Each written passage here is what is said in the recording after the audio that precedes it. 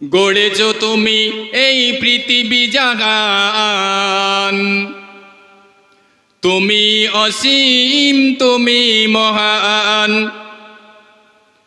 গড়েছো তুমি এই পৃথিবী জাগান, তুমি অসীম তুমি মহান। তুমি পৃথিবীর পালনকারী, তুমি প্রভু বিশ্বজামি। আমি তোমাকে চিনি আর তোমাকে জানি, তোমার প্রেমের কবিতা লিখি। গড়েছো তুমি এই পৃথিবী জাগান, তুমি অসীম তুমি মহান। আল্লাহুম্মা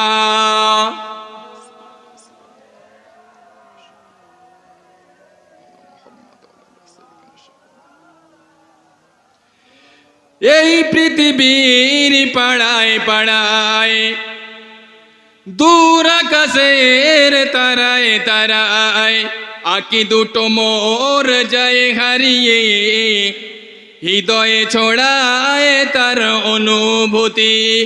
আমি তোমাকে চিনি আর তোমাকে জানি, তোমার প্রেমের কবিতা লিখি। গড়েছো তুমি এই পৃথিবী জাগান, তুমি অসীম তুমি মহান। এই পৃথিবীর বিশালতায়, দূর পাহাড়ের ঝরনা ধারায়, আঁকি দুটো মোর যায় হারিয়ে, হৃদয়ে ছড়ায় তার অনুভূতি। আমি তোমাকে চিনি আর তোমাকে জানি, তোমার প্রেমের কবিতা লিখি। আল্লাহুম্মা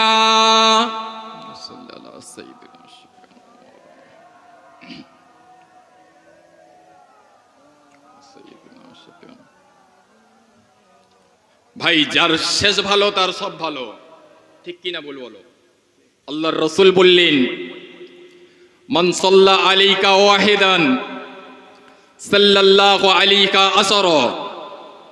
আল্লাহর রাসূল পাক জবানে ঘোষণা করলেন, আমি রাসূলুল্লাহর উপরে কেউ যদি একবার দরুদ পাঠ করে, সাল্লাল্লাহু আলাইহা আশরা, ওই ব্যক্তির নামায় আমালে আল্লাহ পাক 10টি করে সওয়াব দান করবেন। জোরে বলুন সুবহানাল্লাহ।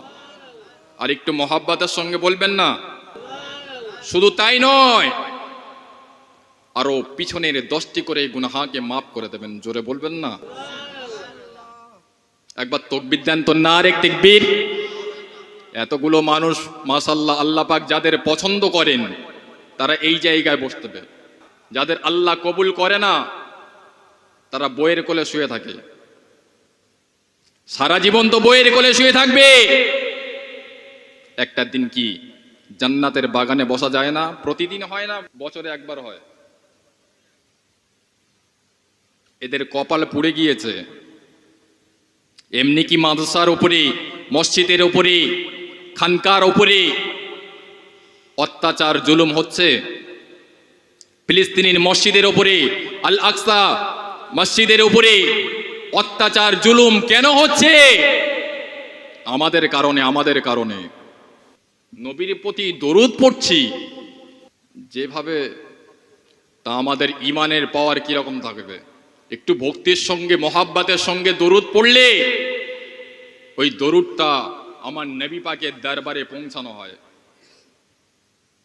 আমার নবী ওই আশিক উম্মাত উম্মাতিদের মুখের পানে তাকিয়ে তাকিয়ে মুচকে মুচকে হাসতে থাকে। জোরে বলুন সুবহানাল্লাহ।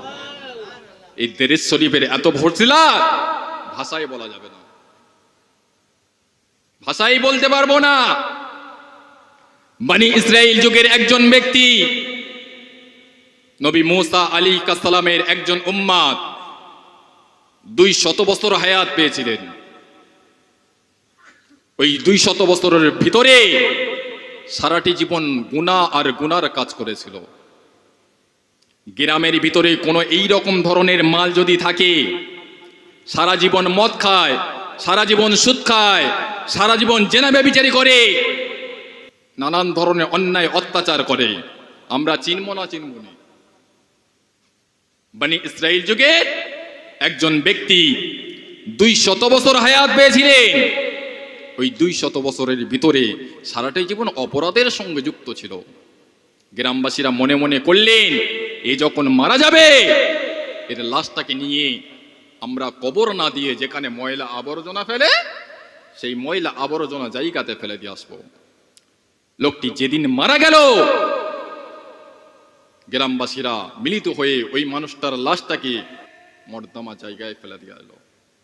যেদিন ফেললো তার 3 দিন পরেই তারাই আবার গেল, গিয়ে দেখলেন সেই মানুষটার লাশটাকে শিয়াল কুকুরে ছিঁড়ে খাক্ত দূরের কথা, সেই মানুষটার শরীরে মশা মাছিতে স্পর্শ করলো না। জোরে বলুন না সুবহানাল্লাহ। ও জওয়ানেরা, যুবকেরা,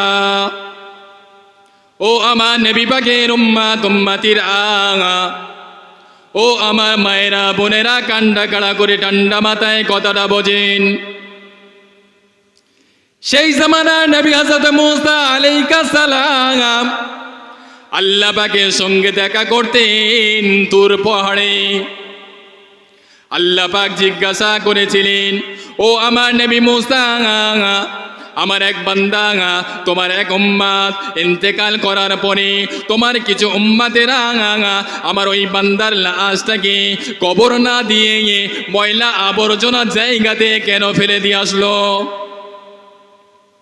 নবী মুসা আলাইহিস সালাম বললেন, আল্লাহ, ও তো সারাটি জীবন অপরাধের সঙ্গে যুক্ত ছিল, এই জন্য গ্রামবাসীরা রাগান্বিত হয়ে গিয়ে আপনার ওই বান্দার লাশটাকে ময়লা আবর্জনা জায়গাতে ফেলে দিয়ে এসছে। আল্লাহ পাক বলেছিলেন, ও আমার নবী মুসা, চলে যাও চলে যাও, আমার ওই বান্দার লাশটাকে ময়লা আবর্জনা জায়গা থেকে তুলে নিয়ে ইজ্জতের সঙ্গে সম্মানের সঙ্গে গোসল দিয়ে কাফনের কাফন পরিয়ে জানাজার নামাজ পড়ে কবরস্থ করো। আমি আল্লাহ পাক আমার ওই বান্দার উপরে এতটা রাজি, আমি আল্লাহ পাক আমার বান্দার উপরে এতটা খুশি, আমি আল্লাহ রাজি খুশি হয়ে গিয়ে আমি আল্লাহ সন্তুষ্ট হয়ে গিয়ে আমার ওই বান্দার জীবনের 200 বছরের গুনাহ মাফ করে দিয়েছি। জোরে বলবেন না?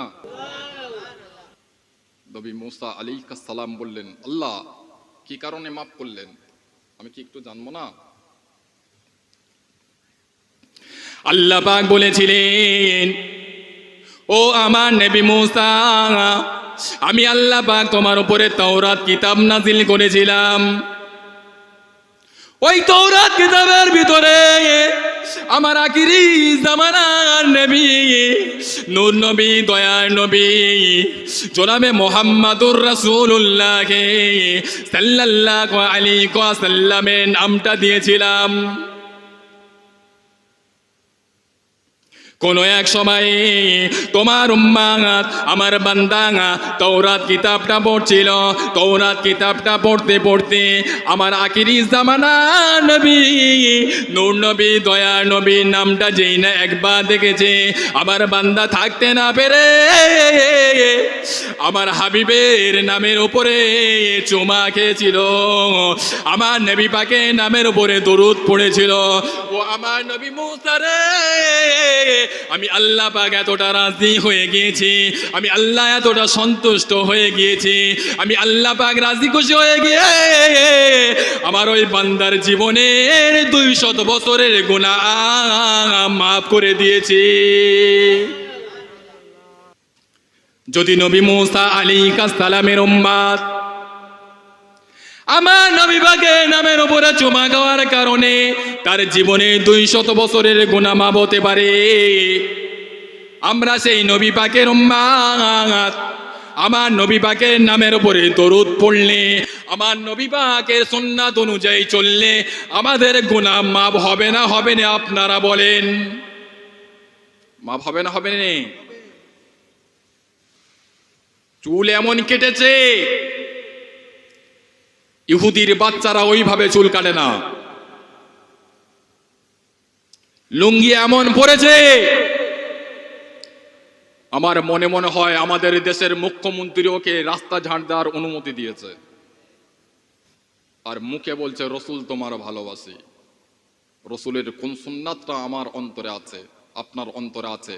আপনি আপনার বিবেককে প্রশ্ন করুন, অ্যান্সারটা অটোমেটিক পেয়ে যাবেন।